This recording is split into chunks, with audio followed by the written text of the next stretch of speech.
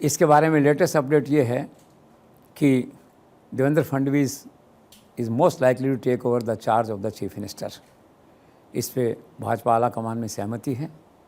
It's a consensus choice of Narendra Modi, Mohan Bhagwat, Amit Shah and JP Nadda. The party has taken a decision in principal.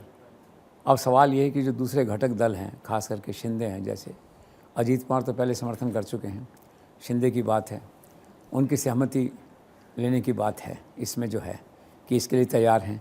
और थोड़ा बहुत consultation दूसरे लोगों से होता है, आसपास के छोटे जो लोग हैं, तो वो कंसल्टेशन का प्रोसेस अभी जारी है। कल उम्मीद थी कि दिल्ली में ये सभी लोग आएंगे यहाँ पे, तो शिंदे तो दिल्ली कल आए नहीं। जैसे मैंने कहा था, शिंदे का थोड़ा टेम्परामेंट और एटीट्यूड थोड़ा सा डिफरेंट है।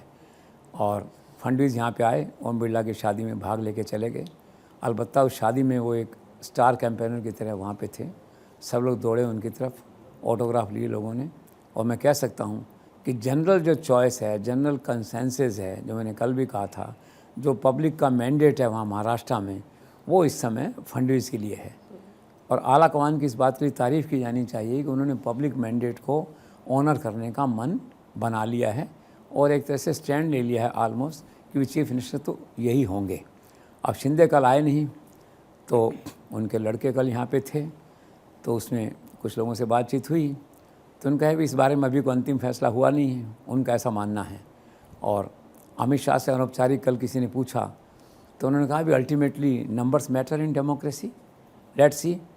तो इसका मतलब ये है कि अभी तक मुख्यमंत्री के नाम पे औपचारिक सहमति सभी लोगों में या आम सहमति नहीं बनी है। हालांकि बीजेपी की चॉइस और बीजेपी का मैंडेट केवल देवेंद्र फडणवीस के पास में है। मीडिया में कुछ जो है डिफरेंट स्पेकुलेटिव स्टोरीज आई हैं, जिसमें कहा गया है कि 2.5 साल का समझौता हो रहा है, 2.5 साल फडणवीस रहेंगे, 2.5 साल ये दूसरे शिंदे रहेंगे।